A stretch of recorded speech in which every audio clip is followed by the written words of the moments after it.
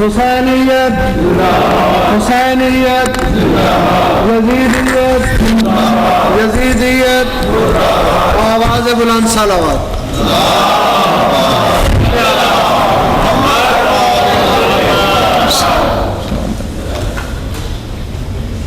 اپنے مرحومین کے لیے، شہداء اسلام کے لیے، بزرگ علماء مراجع مجتہدین کے لیے سورۃ فاتحہ۔ بسم اللہ الرحمن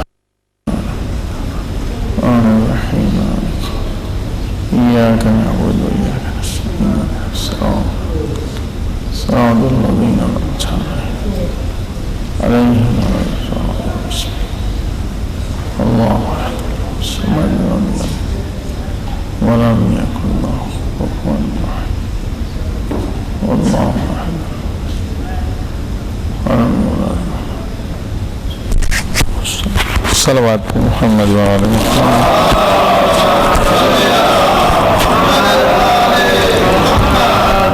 بار دیگر صلوات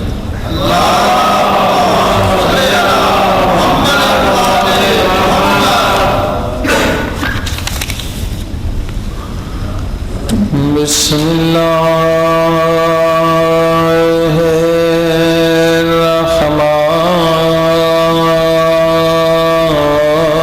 الرحمن الرحیم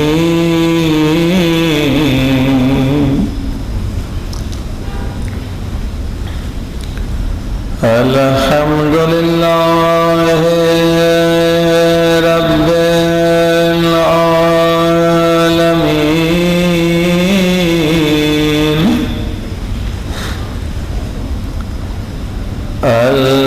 الحمد للہ کما هو اہل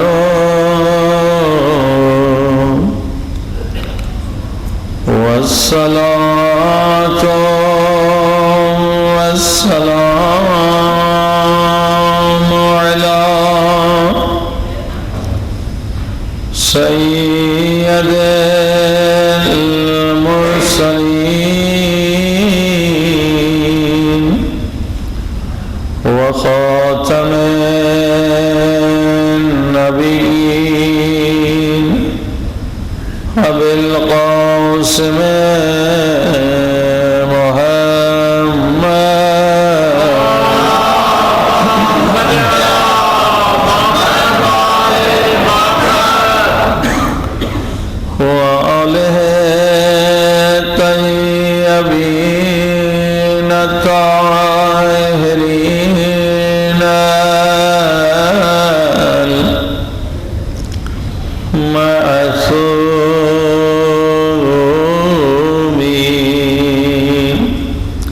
زمانے کے امام کے ظہور کے لیے سب مل کے دعا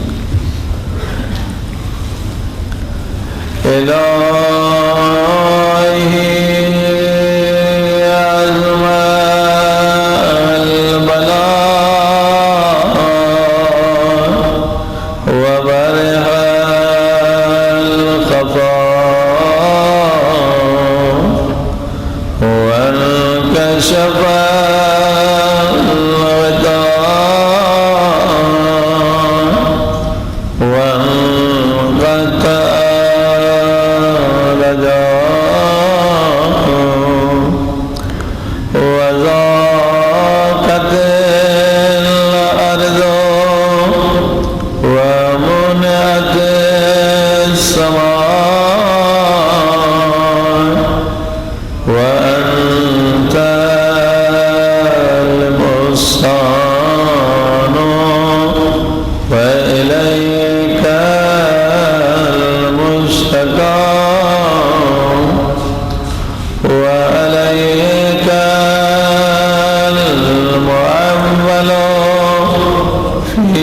شدت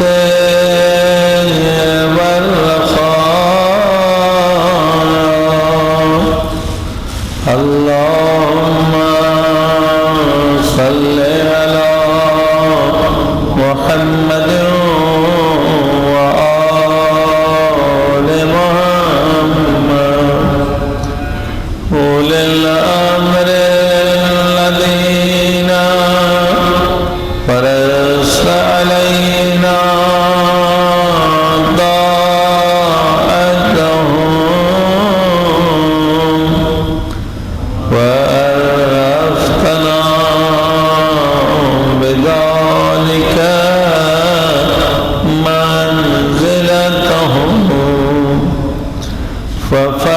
ففرجنا بحقهم فرجا عاجلا قريبا كلامه البشر هو أكرم يا محمد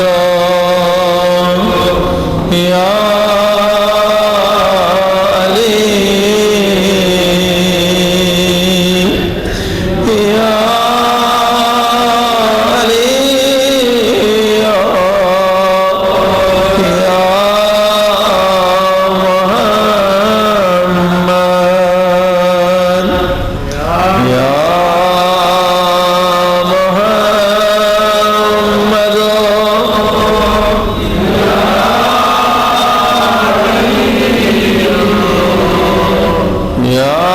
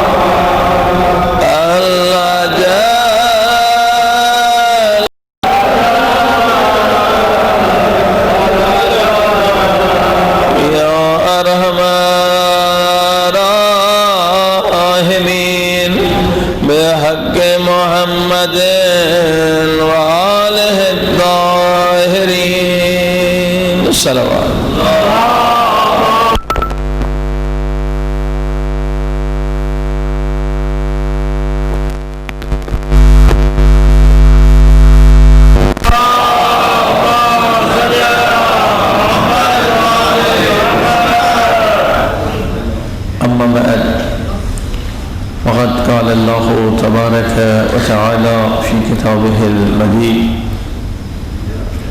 بسم الله الرحمن الرحيم أم حسبتم أن تدخلوا الجنة ولما يعلم الله الذين جاهدوا منكم ويعلم الصابرين صلوات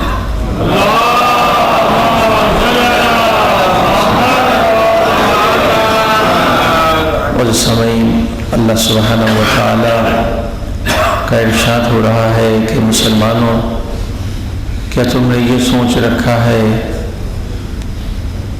کہ تم بغیر جہاد کی جنت میں چلے جاؤ گے؟ تم بغیر صبر کیے ہوئے جنت میں داخل ہو جاؤ گے؟ تو پروردگار نے فرمایا نہیں، ہرگز نہیں، بغیر جہاد کے اور بغیر صبر کے کوئی انسان جنت میں جا نہیں سکتا۔ صلوات پر محمد۔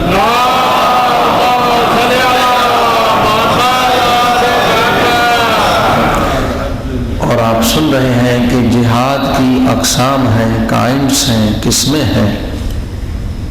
یہ نہیں کہ جہاد صرف تلوار سے ہوتا ہے، جہاد مال سے بھی ہوتا ہے، جہاد زبان سے بھی ہوتا ہے، اور افضل ترین جو جہاد ہے، سب سے بڑا جو جہاد ہے، وہ ہمارے پیارے رسول خدا نے فرمایا وہ ہے اپنے نفس کے خلاف جہاد کرنا. اور یہ فرمائیں سب سے بڑا جہاد اپنے نفس امارہ کے خلاف ہوتا ہے، کہ قرآن کریم نے فرمایا کہ یہ نفس امارہ تمہارا سب سے بڑا دشمن ہے، جو تمہیں جہنمی بھی بنا سکتا ہے اور شمر اور یزید بھی بنا سکتا. یہ نفس امارہ ہے جو ہر ایک کے پاس ہے. یہ سب سے بڑا دشمن ہے، کیونکہ یہ ہمیشہ تمہیں گناہ کی طرف لے جانا چاہتا ہے، برائی کی طرف لے جانا چاہتا ہے، بے حیائی کی طرف لے جانا چاہتا ہے. دشمن خدا تمہیں بنانا چاہتا ہے، دشمن مولا علی بنانا چاہتا ہے. اور اگر تم نے نفس کے حوالے خود کو کر دیا تو کیا ہوگا؟ ایک دن تم شمر بن جاؤ گے، تمہیں پتہ نہیں چلے گا.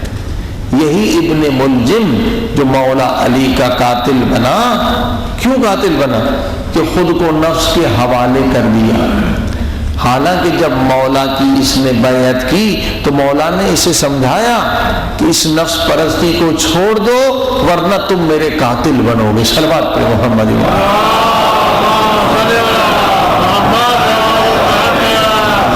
یعنی اب دیکھیے کتنا اہم مسئلہ ہے، خطرناک مسئلہ ہے کہ اگر انسان نفس کے خلاف جنگ نہ کرے تو انسان قاتل امام بنتا.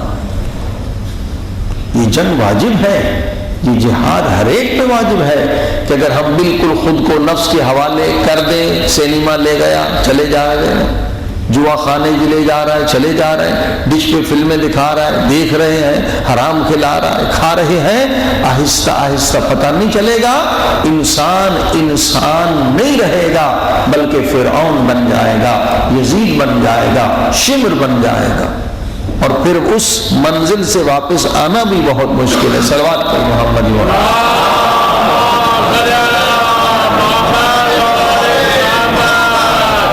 لہذا اس کے مقابلے میں پروردگار نے ایک اور طاقت ہمیں عطا فرمائی ہے جس کا نام ہے روح. قل الروح من امر ربی.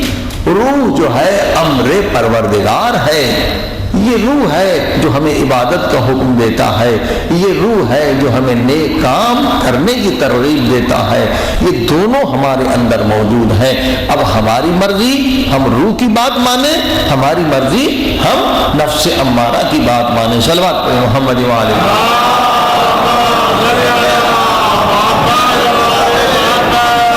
عزیزان گرامی، اور اگر اس جنگ میں انسان کامیاب ہو جائے تو انسان کا رتبہ فرشتوں سے افضل ہو جاتا. جبریل اس کی غلامی کرنے کی تمنا کرتا ہے جو اس جہاد میں کامیاب ہو جائے. یہ روایتیں ہیں بہت ساری کہ جبریل آئے کہنے لگے کہ آسمان کے جتنے فرشتے ہیں یہ ابو ذر کے عاشق ہیں، سب ابو ذر کی خدمت کرنا چاہتے ہیں. کہا کیوں، کیا وجہ ہے؟ تو فرمایا ان کی عبادت کی وجہ سے. وہ جو یہ جہاد کر رہے ہیں نفس کے خلاف، نفس کو انہوں نے مطیع بنا رکھا ہے، جس انداز سے یہ عبادت کرتے ہیں ان کی عبادت سے نور جو ہے آسمانوں میں پہنچتا ہے اور اس سے فیض جو ہے فرشتوں کو ملتا ہے، اور اسی وجہ سے سارے فرشتے ابو ذر کی خدمت کرنے کے عاشق ہیں. یہ انسان اگر نفس کو شکست دے دے تو فرشتوں سے افضل بن سکتا ہے، اور اگر انسان نفس سے شکست کھا جائے تو قرآن کہتا ہے اولئک کالانعام بل ہم اضل. وہ صورت میں تو انسان رہتا ہے مگر حقیقت میں حیوان بن جاتا ہے، بلکہ حیوان بھی نہیں، حیوان سے بھی بدتر ہو جاتا. عزیزان اب یہ انسان کے اختیار میں ہے، چاہے تو فرشتوں سے افضل بنے چاہے نفس کی غلامی میں جا کر کتے اور خنزیر سے بھی بدتر ہو جائے. اللہ یا اتنی بلندی پہ جا سکتا ہے یا اتنی پستی پہ گر سکتا ہے.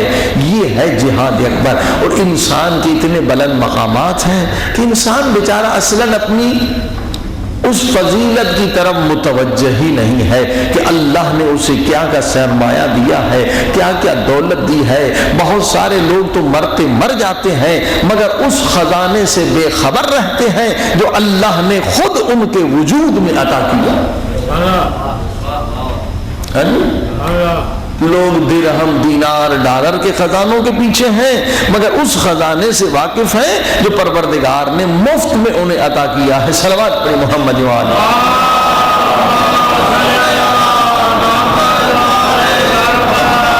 اس کی وجہ کیا ہے کہ کچھ خزانے آپ کے اندر چھپے ہوئے ہیں, آپ کی ذات کے اندر چھپے ہوئے ہیں, آپ کے روح کے اندر بے شمار خزانے ہیں. ان خزانوں کو حاصل کرنے کے لیے انسان فکر نہیں کر رہا, غافل ہے, جاہل ہے, کیونکہ وہ خزانے آسانی سے تو نہیں ملتے. وہ خزانے اس وقت ملتے ہیں جب انسان جہاد اکبر میں کامیاب ہو جائے. وہ جاہل کو نہیں ملتے, غافل کو نہیں ملتے, فاسق و فاجر کو نہیں ملتے, مومن مجاہد کو ملتے ہیں. کتنے خزانے آپ کو اللہ نے دیے ہیں مگر ہم غافل ہیں. اب وجہ کیا ہے؟ اس کی وجہ یہ ہے کہ انسان دنیا میں, اس دنیا میں انسان کی توجہ دوسروں کی طرف زیادہ ہے, اپنی طرف کم ہے. یہ کبھی آپ نے غور کیا ہے؟ انسان کی زیادہ 24 گھنٹے میں جو توجہ دوسروں کی طرف, دوسری اشیاء کی طرف زیادہ ہے مگر خود اپنی طرف کم ہے. وجہ کیا ہے؟ اس کی وجہ یہی غفلت ہے کہ آپ گھر سے باہر نکلے تو اپنی طرف کہاں توجہ رہتی. دیکھو وہ گاڑی بڑی اچھی جا رہی ہے, وہ مرسڈیز جا رہی ہے, وہ رولز رائس جا رہی ہے, وہ پجیرو جا رہی ہے. اب یہ آپ کی ذات ہے, گاڑی تو الگ ہے نا. اپنی ذات کی طرف سوچنے کا موقع کہاں انسان کو ملتا ہے. اب دفتر میں گئے, آفس میں گئے تو یہ جناب دفتر کا حساب ہے, یہ کمپیوٹر ہے, یہ فائل ہے, تو بھی اپنی طرف تو توجہ نہیں رہی, دوسروں کی طرف توجہ رہی. اور جب بھوک لگی تو کھانے کی طرف توجہ ہے, ذات کی طرف توجہ نہیں. صلوات پڑھیں محمد.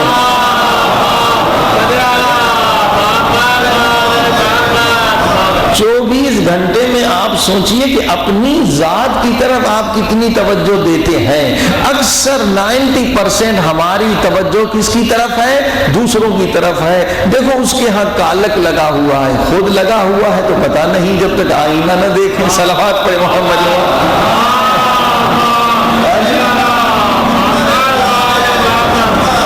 دیکھو فلاں کے اندر جو ہے تکبر ہے, فلاں کے اندر ریاکاری ہے, فلاں جو ہے نفس پرست ہے, فلاں بد اخلاق ہے, مگر خود اپنی بد اخلاقیوں کا پتہ ہی نہیں ہے. صلوات پڑھیں محمد وعلیہ.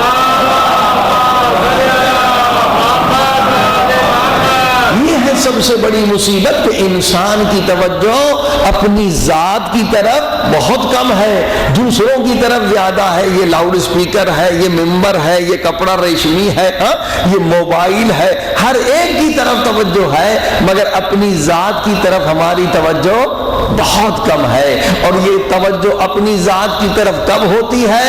جب انسان کو موت آتی ہے. توجہ فرمائیں, کیونکہ موت کیا ہے؟ آیت اللہ العظمی صدر الدین شیرازی فرماتے ہیں موت غیروں سے منقطع ہو کر, منقطع یعنی کٹ کر, غیروں سے. یہ مثلا اسپیکر غیر ہے, یہ کپڑا غیر ہے, میری ذات تو نہیں, یہ کوٹ میرا. ہماری توجہ ساری ہے کہ کوٹ اچھا ہونا چاہیے, لباس اچھا ہونا چاہیے, گاڑی اچھی ہونی چاہیے, مکان اچھا ہونا چاہیے. ساری زندگی ہماری غیروں کی طرف توجہ ہے. اور موت کیا ہے؟ فرماتے ہیں موت غیروں سے منقطع ہو کر اپنی ذات کی طرف متوجہ ہونے کا نام ہے. 60-70 سال تو ہماری ساری توجہ گاڑی, کپڑا, لباس, گھر کی طرف. اب جب موت آئی اب ہم خود کو دیکھنے لگے کہ ہم انسان ہیں یا حیوان ہیں. صلوات پڑھیں محمد.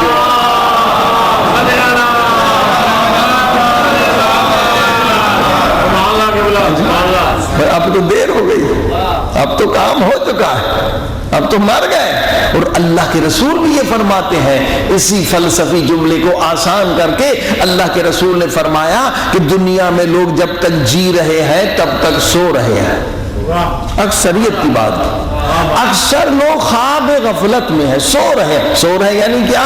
کام کر رہے ہیں، چل رہے ہیں، یعنی اپنی ذات سے بے خبر ہے، نہیں دیکھ رہے ہیں، دوسری اشیاء کو دیکھ رہے ہیں، خود کو نہیں دیکھ رہے ہیں۔ جب تک لوگ اکثر زندہ ہیں سو رہے ہیں، اور کب جاگتے ہیں؟ جب ان کی پیٹھ قبر کے ساتھ لگتی۔ اب اپنی ذات کو دیکھتے ہیں، ارے ہماری ذات میں یہ خرابی، ہمارے ذات میں یہ خرابی، ہمارے ذات میں یہ نقص ہے، ہمارے ذات میں یہ خامی ہے۔ اللہ اکبر۔ عزیزان گرامی یاد رکھیے، اللہ نے یہ جو روزے واجب کیے ہیں، یہ جو عبادت واجب کی ہے، یہ جو حج واجب کیا ہے، وما خلقت الجن والانس الا لیعبدون، اللہ نے جو عبادت واجب کی ہے، اللہ ہماری عبادتوں کا محتاج نہیں ہے، مگر خدا یہ چاہتا ہے عبادتوں کے ذریعے سے ہمارے اندر سے نقائص ختم ہو جائیں، عیوب ختم ہو جائیں، اور ہمیں کمال مل جائے۔ روزہ بھوک اور پیاس اس لیے کہ ہمارے اندر جو خرابی ہے وہ ختم ہو جائے، کمال پیدا ہو جائے، نقائص دور ہو جائے، اور ہم اس کی طرف متوجہ ہی نہیں ہیں۔ اپنی ذات سے ہم غافل ہیں، سب سے زیادہ انسان اپنی ذات سے غافل ہے۔ اور ذات یہ جسم نہیں ہے، یہ لباس ہے، ذات آپ کی روح ہے۔ اللہ اکبر۔ آئیے عزیزان گرامی، آج ایک اہم ہتھیار اس نفس کو شکست دینے کے لیے، جس کا نام تو آپ سبھی جانتے ہیں، بلکہ سبھی کا دعویٰ ہے کہ وہ ہتھیار ہمارے پاس ہے، لیکن اسے استعمال کرنا ہے اور دیکھنا ہے کہ ہتھیار میں طاقت بھی ہے، مثلا نقلی ہتھیار تو نہیں، اصلی ہے یا نقلی ہے۔ صلوات پڑھی محمد۔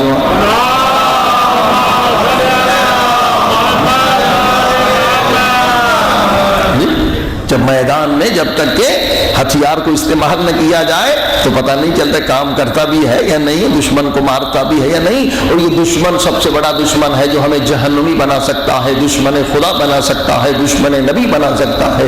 اس دشمن کے خلاف ہتھیار اٹھانا ہے، اور بار بار قرآن نے اس کا ہتھیار کا ذکر کیا ہے، مولا علی نے ذکر کیا ہے، آپ سب جانتے ہیں، بچہ بچہ جانتا ہے، وہ کیا؟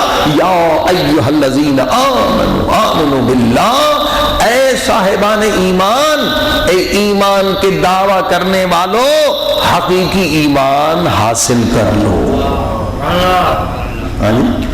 سبھی کہتے ہیں نا مومن ہے، مگر خدا کہہ رہا ہے اے مومنو، اے ایمان کا دعویٰ کرنے والوں، حقیقی ایمان حاصل کر لو۔ بھئی ایمان واقعاً یہ ہتھیار ہے، یہ الف یہ میم الف نون، یہ 5 حروف سے جو لفظ بنا ہے ایمان، یہ بچے بچے کو آتا ہے، اور ہم سب کہتے ہیں بھئی میں کوئی بے ایمان ہوں، ہم الحمدللہ مومن ہیں۔ دیکھیے ایمان کے 2 حصے بنتے ہیں، ایک کیا ہے؟ ایک کا تعلق ہے عقائد سے۔ الحمدللہ عقائد تو آپ سب کے درست ہیں، ہم توحید کو بھی مانتے ہیں، ہم عدل کو بھی مانتے ہیں، ہم نبوت کو بھی مانتے ہیں، ہم امامت کو بھی مانتے ہیں، ہم قیامت کو مانتے ہیں۔ یہ ایمان کا ایک حصہ ہے۔ ایمان ابھی مکمل نہیں ہے، یہ فقط جاننا کافی نہیں ہے کہ انسان چاہتا ہے، جانتا ہے خدا ہے، مگر پھر بھی گناہ کر رہا ہے۔ خدا مجھے دیکھ رہا ہے، پھر بھی گناہ کر رہا ہے۔ بھئی جانتا ہے اور ایمان بھی رکھتا ہے کہ خدا ہے، یہ صرف ایمان کافی نہیں ہے، یہ صرف عقیدہ ہے۔ اب اس کے ساتھ دوسرا حصہ بھی ہے ایمان کا، جسے آپ فروع دین کہتے ہیں۔ صلوات پڑھی محمد و آلہ۔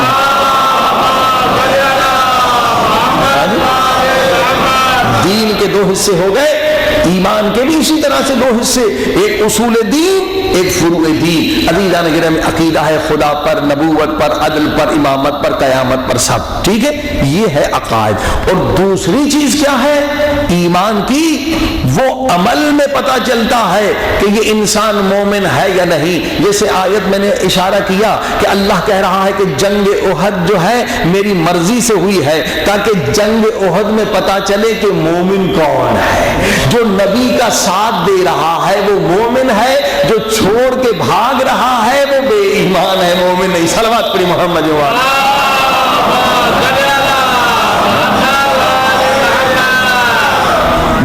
کون سا ایمان ہے؟ یہ جتنے بھاگنے والے تھے خدا کو مانتے تھے، نبی کو بھی مانتے تھے، لا الہ الا اللہ بھی کہتے تھے، محمد رسول اللہ بھی کہتے تھے صلی اللہ علیہ وسلم، مگر کیوں پیغمبر کو چھوڑ کے بھاگ گئے؟ کیونکہ ان کے پاس ایمان عملی نہ تھا۔ ٹھیک ہے نا، ایک ایمان ہے، نظریہ ہے، عقیدہ ہے، ایمان عقیدہ، لیکن ایمان عملی، اصل ایمان وہ ہے کہ عمل سے پتا چلے کہ ہمارے اندر ایمان ہے۔ صلوات پڑھیں محمد و آل محمد۔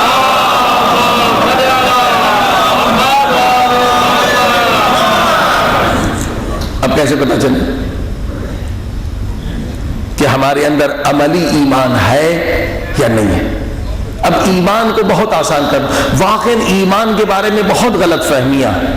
لوگ کہتے ہیں ہم نے لا الہ الا اللہ کہہ دیا، محمد رسول اللہ کہہ دیا، علی ولی اللہ، ایمان ہمارا ہو گیا۔ نہیں، یہ ایمان کا ایک حصہ ہے، ایمان ابھی مکمل نہیں ہے۔ ایمان کب مکمل ہوگا؟ جب عمل سے ثابت ہو جائے کہ ہمارے اندر ایمان ہے۔ اور ایمان کیا ہے؟ عزیزان گرامی، آپ دیکھیے ایمان کو بڑھانے کے لیے اللہ نے نماز کو واجب کیا، ایمان کو مضبوط کرنے کے لیے اللہ نے روزے کو واجب کیا، ایمان کو مضبوط کرنے کے لیے اللہ نے جہاد کو واجب کیا ہے، ایمان کو مضبوط کرنے کے لیے اللہ نے امر بالمعروف کو واجب کیا۔ یہ جو فروع دین ہے، یعنی ان کے ذریعے سے ایمان مضبوط ہوتا ہے۔ یہ نہیں کہ میرا والد گرامی مومن ہے تو میں بھی ورثے میں مومن بن جاؤں، نہ روزہ، نہ نماز، نہ حج، نہ زکوٰۃ، نہ خمس، میں مومن ہوں۔ بھائی مومن کیسے بنیں گے؟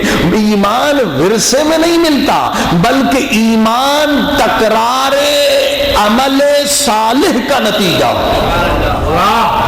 فرمایا آپ نے کہ اس کا ایمان پہلے درجے کا، اس کا ایمان دوسرے درجے کا، اس کا ایمان تیسرے درجے کا۔ آپ نے سنا کہ حضرت سلمان فارسی کا ایمان 10ویں درجے کا، حضرت ابو ذر غفاری کے ایمان کا درجہ 9واں ہے۔ دونوں صحابی ہیں مگر ایمان میں ایک درجے کا فرق ہے، اور حضرت سلمان فارسی نے ابو ذر غفاری کو دعوت دی ہے، اور دسترخوان پہ بھی کوئی خاص کھانا نہیں، یہی نمک روٹی پڑی ہوئی ہے، مگر دسترخوان میں ذرا سا وہ میلا پن تھا۔ حضرت سلمان اٹھے اور دسترخوان کو اٹھا کے آگ میں ڈالنا چاہا۔ ابو ذر نے کہا کیا کر رہے ہیں؟ اسراف کر رہے ہیں، فعل حرام کر رہے ہیں، کپڑے کو آگ میں جلا رہے ہیں۔ انہوں نے ان کی نہیں سنی، آگ میں ڈال دیا، اور آگ میں ڈال کر جب کپڑا باہر نکالا تو ایسے پتا چلا کہ واشنگ مشین سے دھل کے گویا صاف بالکل باغ نہ رہا۔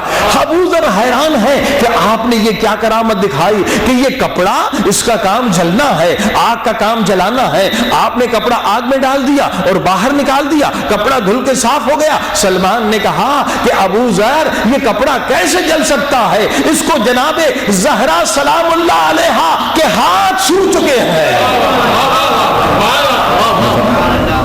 ایمان کے درجہ، تو یہ کیا ایمان مفت میں مل جائے گا؟ کہ سلمان کو بیٹھے بیٹھے ایمان مل گیا؟ نہیں، ایمان ورثے میں نہیں ملتا۔ توجہ فرمائی، جتنی کوئی محنت کرے گا اتنا اس کا ایمان کا درجہ ہوگا۔ ہاں جی، جس کے ایمان بلند، اس کی محنت بلند ہے، اس کی زحمت بلند ہے، اس نے زحمتیں اٹھائی ہیں۔ جیسے آپ پیسہ کماتے ہیں، ایک آدمی جو ہے جتنی محنت کرتا ہے پیسہ کماتا ہے، البتہ پیسہ جو ورثے میں بھی آ جاتا ہے، مگر یہ ایمان پیسے کی طرح نہیں ہے، جتنی محنت کریں گے ملے گا۔ ورثے میں ایمان نہیں آتا کہ میرا باپ مومن ہے تو میں بھی مومن۔ صلوات پر محمد و آل محمد۔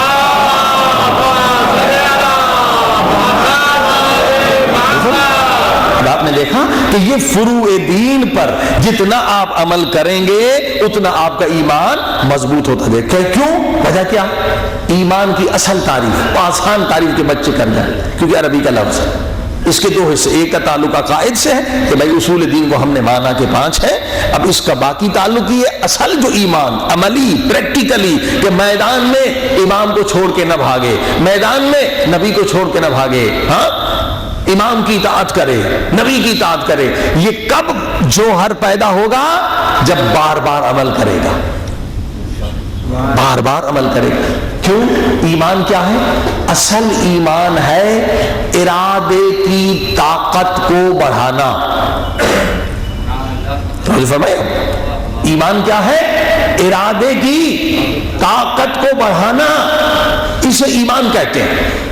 جس کا ارادہ جتنا مضبوط اس کا ایمان اتنا مضبوط، جس انسان کا ارادہ جتنا ضعیف اس کا ایمان اتنا ضعیف۔ ویسے فرمایا آپ نے یہ ایمان کا دوسرا حصہ عقائد کا ہونا ضروری ہے۔ ممکن ہے کافر کا بعض چیزوں میں ارادہ مضبوط ہو، نہیں، دو حصے ہیں، ایک کہ عقائد بھی صحیح اور عملی جو حصہ ہے ارادہ مضبوط۔ جس کا جتنا ارادہ مضبوط اس کا اتنا ایمان مضبوط۔ اللہ اکبر! یہ جو قرآن نے فرمایا کہ اگر ایک مومن ہو سچا مومن تو وہ 10 کافروں کو قتل کر سکتا ہے، شکست دے سکتا ہے۔ کیوں؟ وہ 20 جیسے انسان ہے، یہ بھی مثلا 70 کلو کا ہے، وہ بھی 70 کلو، ممکن ہے اس سے زیادہ۔ وجہ کیا ہے؟ یہ کیوں اسے شکست دے گا؟ کیونکہ اس کا ارادہ 10 کافروں سے زیادہ مضبوط ہے۔ اور یہ ارادہ اس نے مضبوط کیسے بنایا؟ عبادت کے ذریعے سے، روزے کے ذریعے سے، حج کے ذریعے سے، خوف کے ذریعے سے، نماز کے ذریعے سے۔ صلوات پر محمد و آلہ۔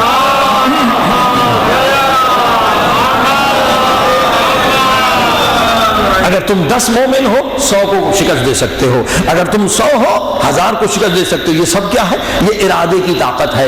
عبادت کا فلسفہ کیا ہے؟ انسان کا ارادہ مضبوط ہو جائے۔ مثلا نماز فجر، یہ خاص نماز فجر ارادے کو مضبوط بنانے کے لیے عبادت۔ اب آپ کا ارادہ مضبوط ہے یا نہیں یہ نماز فجر میں پتہ چلے گا۔ ہاں جی، آپ ارادہ کرتے سو گئے کہ مجھے اٹھنا ہے، آنکھ کھلی بھی مگر نیند کا غلبہ ہے، نفس کا غلبہ ہے، آپ نہیں اٹھ پاتے۔ نماز فجر جتنی مرتبہ کوئی قضا کرے گا اس قدر اس کا ارادہ ضعیف ہوگا، اور جس قدر اس کا ارادہ ضعیف اس قدر اس کا ایمان ضعیف۔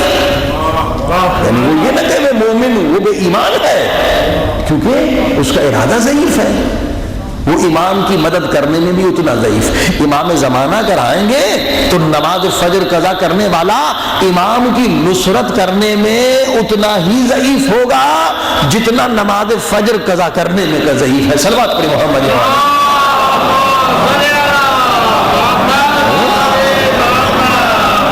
ایمان اس طرح سے بنتا ہے، ایمان بغیر عمل سے نہیں بنتا کہ ہم مومن ہیں، نعرہ حیدری ہم مومن ہیں، نہیں، صرف نعرے لگانے سے مومن کوئی نہیں بنتا، علی کی نصرت کرنے سے مومن بنتا،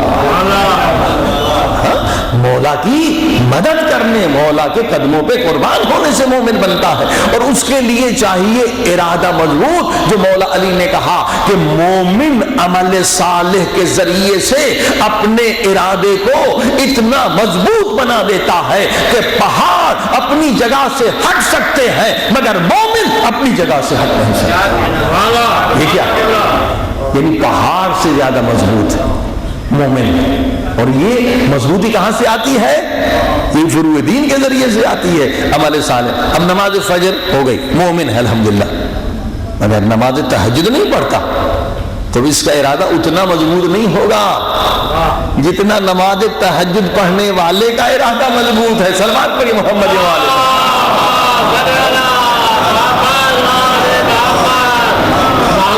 درجات ہے نا، برابر نہیں ہے۔ ایک انسان نماز فجر بالکل اس کی قضا نہیں ہے، ہاں اس کا اندر ایمان ہے، اس کا ارادہ مضبوط ہے، مگر نماز تہجد والا کب اٹھتا ہے؟ نماز فجر والا کب اٹھتا ہے؟ 5 بجے اٹھ گیا، 4:30 بجے اٹھ گیا، لیکن نماز تہجد والا اس سے 2 گھنٹے 1 گھنٹہ پہلے اٹھتا ہے، اس کا ارادہ اس سے بھی زیادہ مضبوط ہے۔ اسی لیے علماء فرماتے ہیں اپنے ارادے کو مضبوط کیا کریں، دنیاوی کاموں میں بھی جو اللہ کے لیے بھی نہیں کرتے، فقط دنیا کے لیے ارادے کو مضبوط کرتے ہیں، تب بھی وہ دنیا کے عظیم انسان بن جاتے ہیں۔ صلوات پر محمد و آلہ۔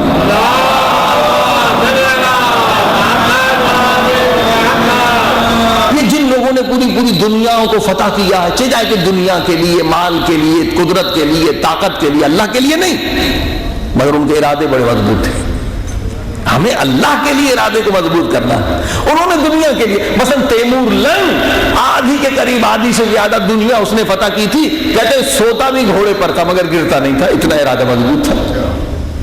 ہاں جی, گھوڑے پہ سوتا تھا. وہ آدھا گھنٹہ اس کا ارادہ تھا, آدھا گھنٹے میں اٹھنا ہے مجھے. آدھا گھنٹہ سوتا تھا. بڑے بڑے جنرل, بڑے بڑے اس طرح کے لوگ جنہوں نے بڑے بڑے کام کیے, جا کے دنیاوی کام کیے, لیکن اصل پیچھے طاقت کیا ہے؟ ارادے کی طاقت ہے. انسان کو اگر آپ نے دیکھنا ہے اس انسان کی قیمت کیا ہے, اس انسان کی ویلیو کیا ہے, اگر وہ ارادے کو مضبوط دنیا کے لیے کر رہا ہے تو دنیا فانی ہے, وہ ارادہ بھی کچھ فائدہ نہیں دے گا. لیکن اصل کمال یہ ہے کہ انسان ارادے کو مضبوط کرے فی سبیل اللہ, اللہ کے لیے. اب جس انسان کا ارادہ جتنا مضبوط اس کا ایمان اتنا مضبوط. اب کوئی ایمان کے پہلے درجے پر ہے, کوئی 10ویں درجے پر ہے, ارادے کی مضبوطی کی وجہ سے. صلوات پڑھیں محمد.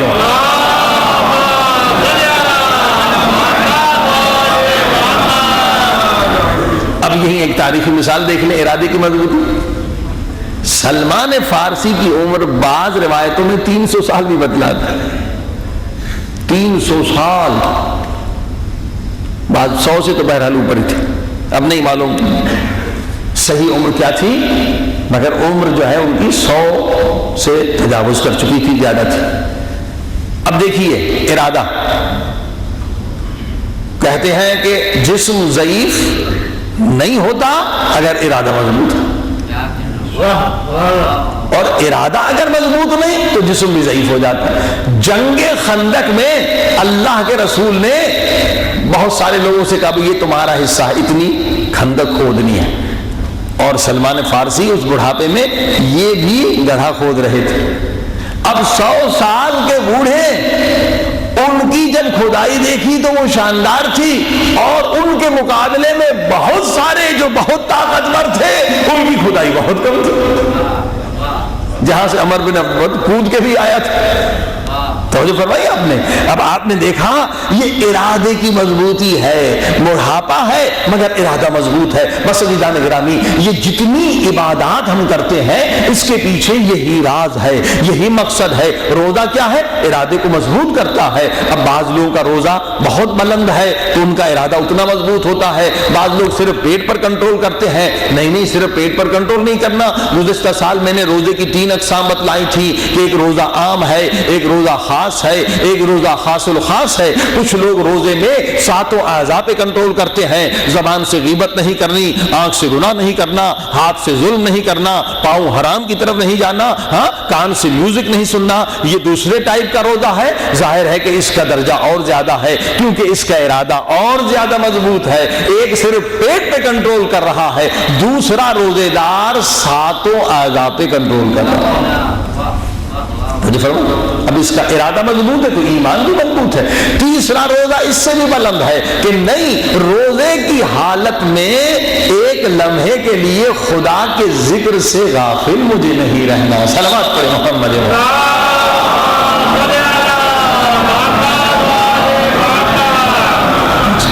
جا کے بحث ذرا مشکل تھی مگر آج ایمان واضح آ گیا. بچپن سے سنتے آ رہے ایمان ایمان ایمان, لیکن ایمان ہے کیا؟ ایمان آپ کی قوت ارادی ہے, ارادے کی قوت ہے. اسی لیے علماء کہتے ہیں تمرین کیا کریں, ایکسرسائز کیا کریں, کہ دیکھیں چیک کریں کہ آپ کا ارادہ کتنا مضبوط ہے. بہت ساری چیزیں ٹیسٹ کر سکتے ہیں کہ آپ کا ارادہ مضبوط. مثلا آپ کہہ سکتے ہیں جیسے ایام شہادت, بھئی ایام شہادت ہے, ہم کوئی لذیذ غذا نہیں کھائیں گے مولا علی کی محبت, کہ مولا ہمارے شہید ہیں. یہ ارادے کو مضبوط کرنے کی. مثلا بہت سارے مومنین ہیں پاکستان میں, ہندوستان میں 10 دن محرم کے دودھ نہیں پیتے, میٹھا نہیں کھاتے, کوئی لذیذ غذا نہیں کھاتے. اب اس سے کیا ہوتا ہے, ان کا ارادہ مضبوط ہو جاتا ہے کہ اچھا کھانا آ رہا ہے مگر نہیں کھا رہے. جب ارادہ مضبوط ہو جاتا ہے تو ایمان خود بخود مضبوط ہو جاتا ہے. ایمان خود بخود مضبوط ہو جاتا ہے۔ تو جب ایمان مضبوط ہوتا ہے تو خدا بھی اجر جب دیکھتا ہے، اجر دینا چاہتا ہے، دیکھتا ہے اس کا درجہ ایمان کیا ہے۔ یہ پہلے درجے کا مومن ہے تو اتنا ثواب، یہ دوسرے درجے کا مومن ہے تو ڈبل ثواب، یہ تیسرے درجے کا مومن ہے تو 3 گنا ثواب۔ صلوات پڑھی محمد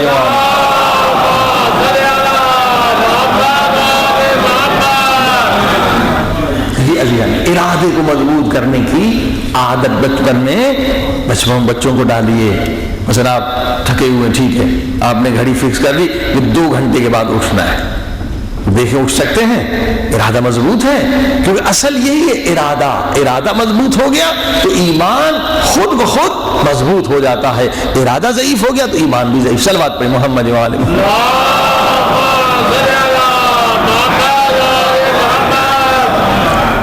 اچھا، اور یہی ارادہ جب 10ویں درجے پر پہنچ جائے، عظمت، یہ جو چھپی ہوئی طاقت ہے وہ بتا رہا ہوں، یہی ایمان یا ارادہ کہیں یا ایمان کہیں، جب 10ویں درجے ایمان پر آپ پہنچ جائیں، اتنا ارادہ مضبوط ہو جائے تو پھر معلوم ہے کیا ہوتا ہے؟ پھر اگر سامنے شیر بھی آ جائے نا، اسے آپ کہیں رک جا تو وہ رک جاتا ہے۔ یہ چھپی ہوئی طاقت ہے انسان کے اندر، ہم غافل ہیں، یہ انہی عبادتوں سے ملتی ہے پر ہم متوجہ نہیں ہیں۔ اگر ارادہ مضبوط ہو جائے، اس کے ساتھ عمل صالح بھی ہو، عبادات بھی ہو، اور ارادہ مضبوط ہو جائے، انسان 10ویں ایمان کے درجے پر پہنچ جائے تو وہ انسان اس قدر انسان کامل ہوتا ہے کہ میں اشارہ کر دوں امام جعفر صادق علیہ الصلوۃ والسلام،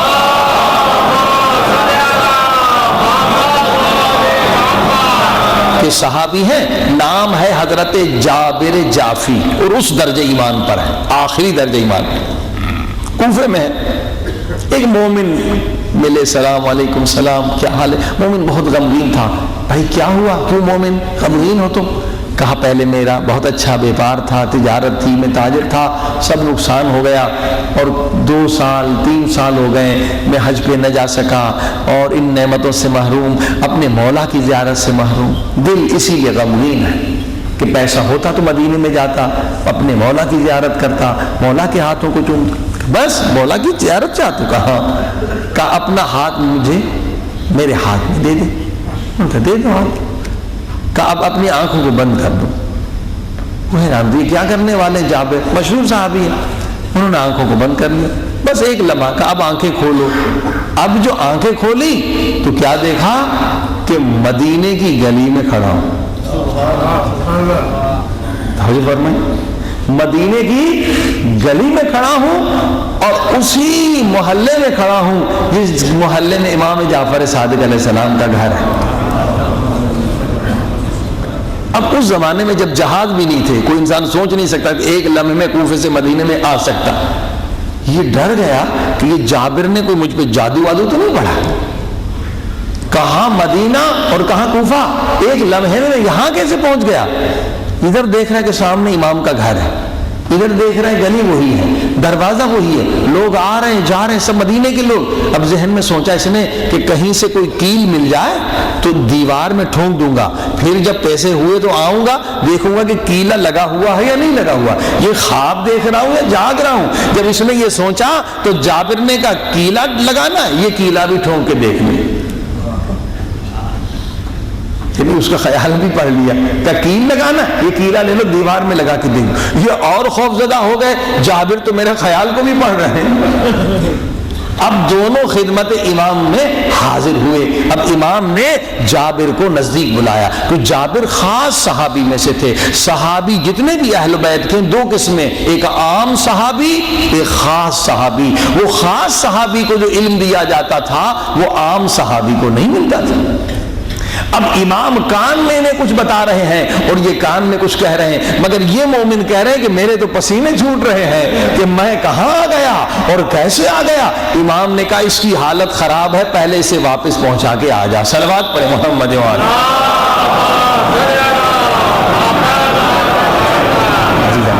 یہ جو ایمان ہے، ایمان انسان قوت ارادی ہے، ارادہ اگر بڑھ جائے تو عزیزان گرامی یہ مقام ملتا ہے۔ اب آپ کہیں گے یہ کیسے ملتا ہے مقام؟ آپ بھی سوچئے، دیکھیے یہ اعضاء جو 7 ہیں آپ کے کنٹرول میں ہے یا نہیں؟ میں اس ہاتھ سے کہتا ہوں بھئی انگوٹھی اتارو تو اتارتا ہے، میں کہتا ہوں ہاتھ یہاں رکھو رکھتا، حالانکہ میں گنہگار بندہ ہوں، مگر اللہ نے یہ میرے پاور میں دیے ہیں، میں جو ہاتھ سے کام کروں۔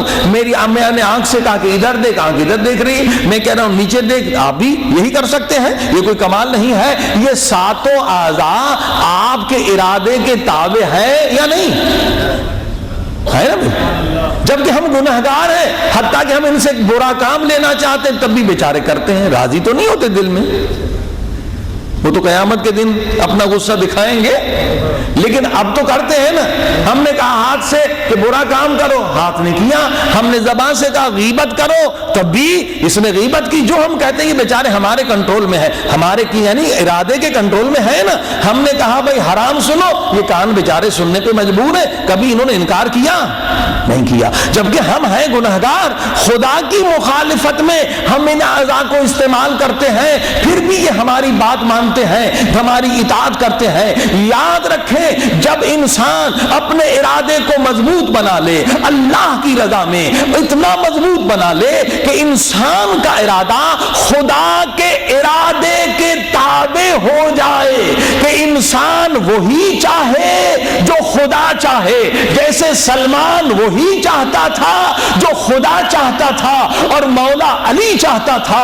جب انسان اپنے ارادے کو خدا کے ارادے کے تابع بنائے گا تو پھر یہ نتیجہ نکلے گا کہ جیسے ہاتھ ہمارا حکم مانتا ہے ویسے زمین بھی ہمارا حکم مانے گی۔ یہ فرق، بس بات یہ ہے، انسان اگر اپنے ارادے کو اتنا پاک کر دے کہ ارادہ اللہ کے تابع ہو جائے، پھر اگر پانی کو حکم دیں گے کہ زمین بن جا، مجھے تیرے اوپر چل کے ادھر جانا ہے، تو پانی میں مجال نہیں کہ انکار کرے، پانی زمین بن جائے گی۔ اسی کو کرامت کہتے ہیں۔ کرامت اسے ملتی ہے جو اپنے ارادے کو اتنا مضبوط بنا دے کہ اس کا ارادہ خالق کے ارادے کے تابع ہو جائے۔ 100%، 100% جب انسان کا اپنا ارادہ نہ ہو، اپنی چاہت نہ ہو، اپنی مرضی نہ ہو، وہی چاہے جو خدا چاہے، تو انسان صاحب کرامت بن جاتا ہے۔ صلوات پڑھیں محمد۔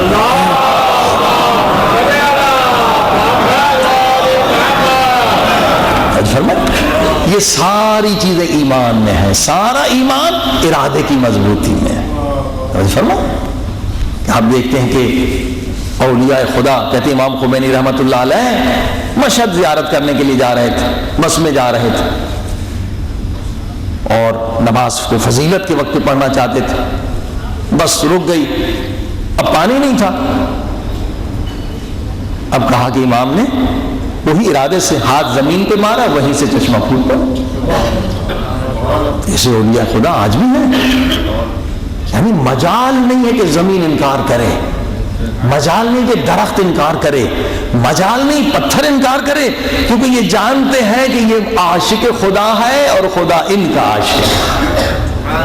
جب ارادہ اللہ کے ارادے کے تابع ہو جائے تو یہ زمین ایسے حکم مانتی ہے جیسے ہمارا پاؤں، ہمارا ہاتھ، جبکہ ہم گنہگار ہیں پھر بھی حکم مان رہے ہیں، تو متقی و پرہیزگار کا حکم زمین کیوں کر نہ مانے؟ صلوات پڑھیں محمد۔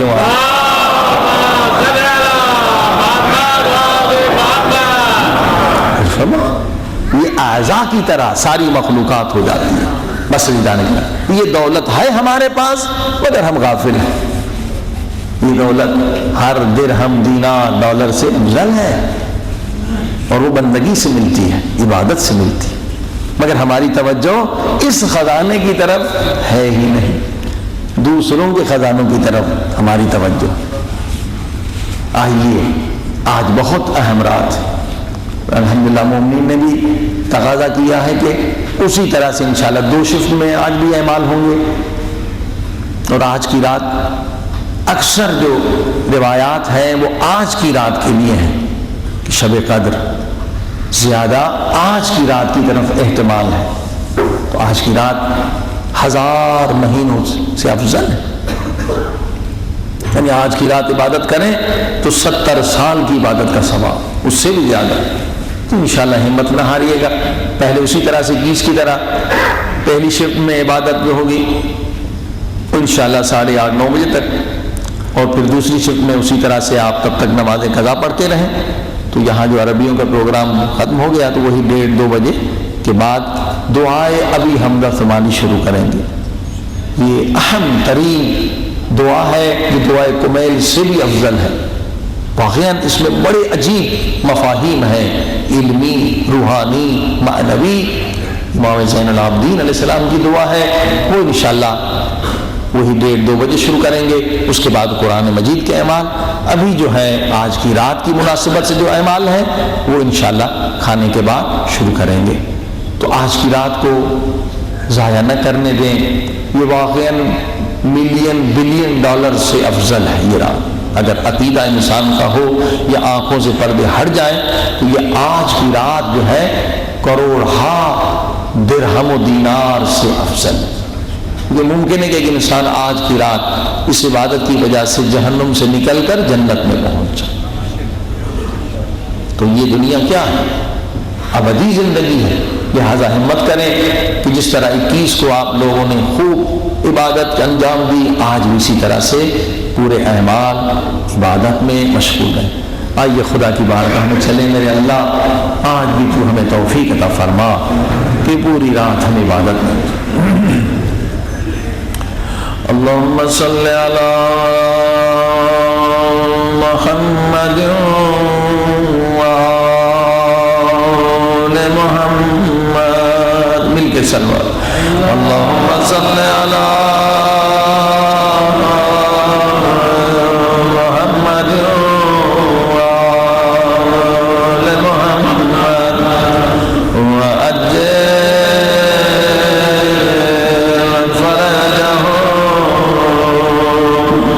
اللهم صل على محمد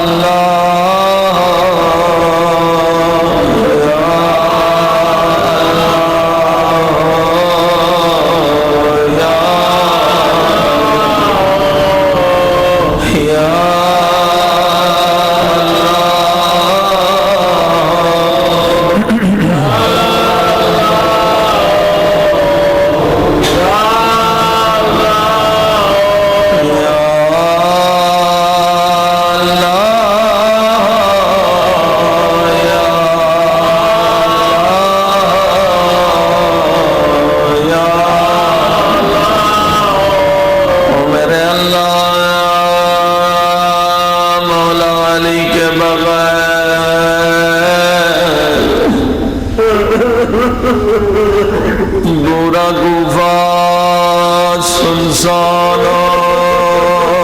ویران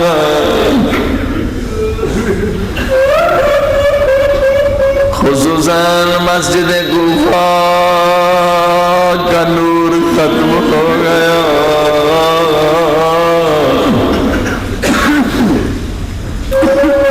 وہ لذیذ نورانی مناجات جو مولا علی آدھی رات کو بردے سے مولا یا مولا، ان مناجات سے مسجد کوفہ محروم ہو گئے. اللہ آپ سب کو مسجد کوفہ کی زیارت نصیب کرے. یقین جانیے جیسے محراب مسجد کوفہ پہ نظر پڑتی ہے مومن کے آنسو جاری ہو جائے.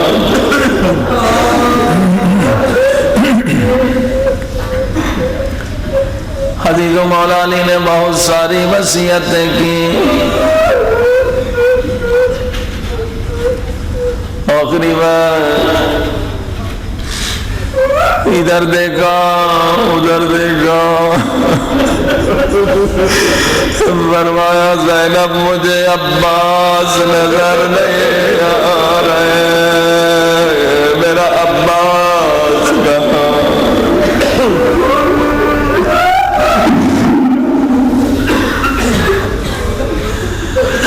عباس دروازے پہ سر رکھ کے گدار رو رہے۔ حضرت زینب آئی، بھیا عباس، بابا نے آپ کو یاد کیا، سارے بنی ہاشم کھڑے ہیں، ساری اولاد عباس آئے، مولا نے عباس کا ہاتھ اپنے ہاتھ میں لیا،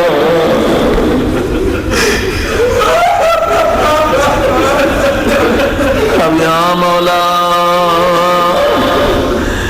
لوگوں کو جتنے کھڑے ہوئے وہ تو نہیں جانتے تھے، مگر مولا حسین کو کربلا کا منظر یاد دلانا چاہتے ہیں۔ مولا علی نے عباس کا اپنے ہاتھ میں لیا، ایک نظر حسین کی طرف دے، نظریں اٹھا کے حسین کو دیکھا، عباس کا ہاتھ علی کے ہاتھ میں ہے اور علی کی نظریں حسین پہ ہے، ہاتھ اٹھایا، عباس کا ہاتھ لے کے علی نے عباس کے ہاتھ کے بوسے دیے۔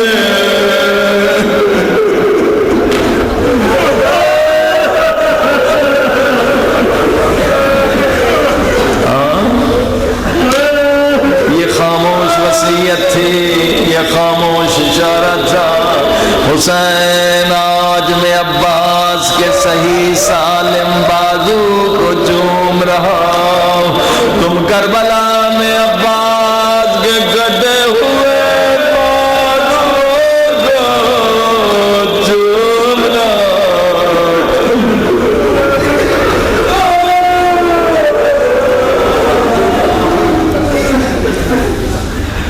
اس کے بعد عباس سے فرمایا، عباس میری نصیحت سنو، فرمایا عباس اگر کربلا میں حسین سے پہلے نہر فرات پہ پہنچ جاؤ، مگر تب تک پانی نہ پینا جب تک میرا حسین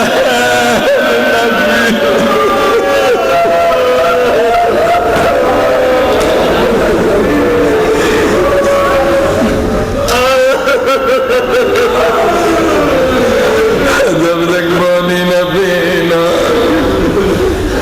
جب تک میرا حسین پانی نہ پینا،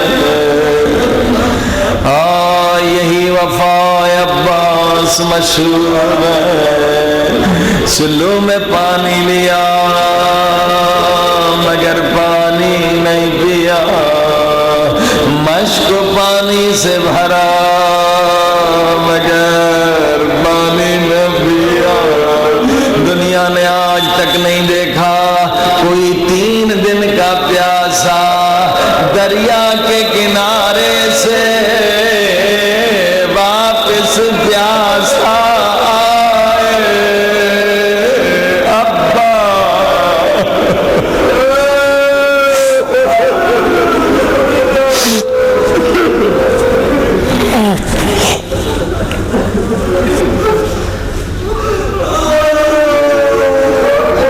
عزیزوں، ایک ذاکر کو حضرت عباس سے بڑی عقیدت تھی،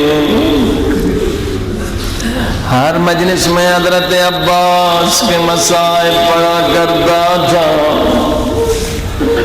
ایک دن خواب میں حضرت عباس نے اسے اپنی زیارت کرائی، فرمایا ذاکر تو میرا عاشق ہے، اس لیے آج میں نے تجھے اپنی زیارت کرائی ہے۔ ذاکر نے شکریہ ادا کیا۔ حضرت عباس نے فرمایا اے ذاکر سن، تو نے میری ساری مصیبتیں، میرے سارے مصائب پڑھ دیے ہیں، مگر ابھی تک تو نے میرا ایک مصائب نہیں پڑھا۔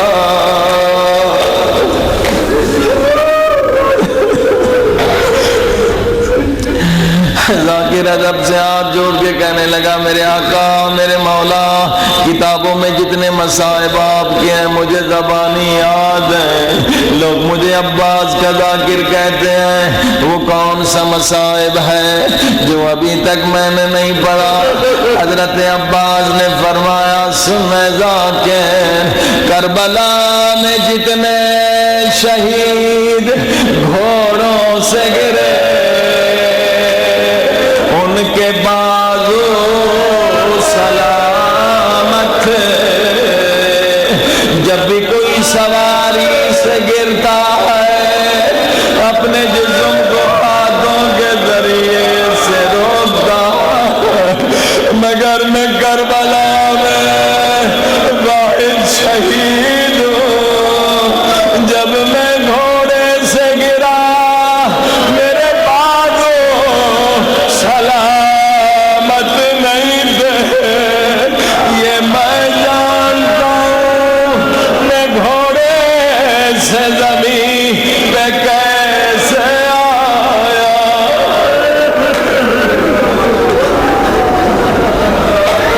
عزیزوں اگر اجازت دیں ایک جملہ ادب سے حضرت عباس کی بارگاہ میں عرض کرے، میرے آقا عباس، میرے مولا ابا، میری جان آپ پہ فدا،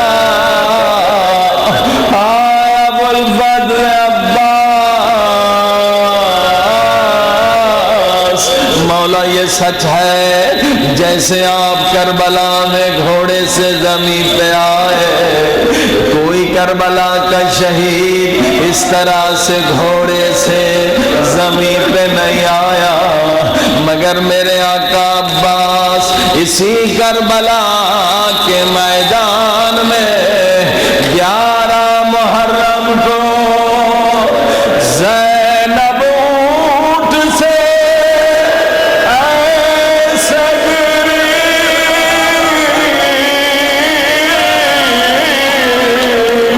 جیسے عباس گھوڑے سے زمین پہ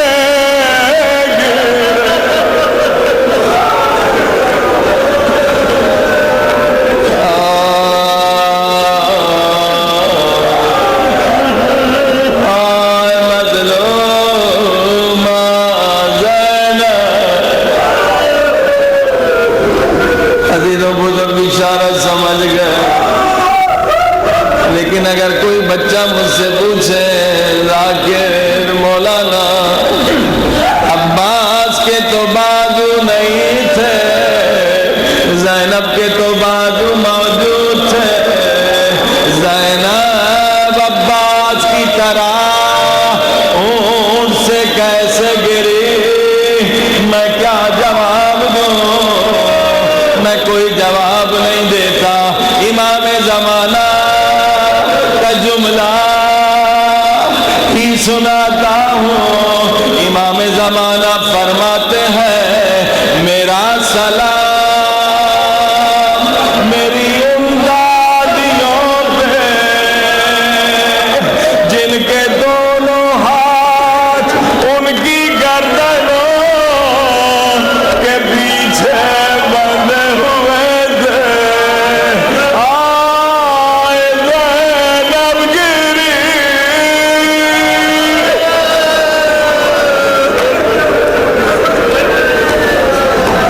میرے اللہ، تجھے زینب کی مظلومیت کا واسطہ میرے اللہ، عباس علمدار کی وفا کا واسطہ میرے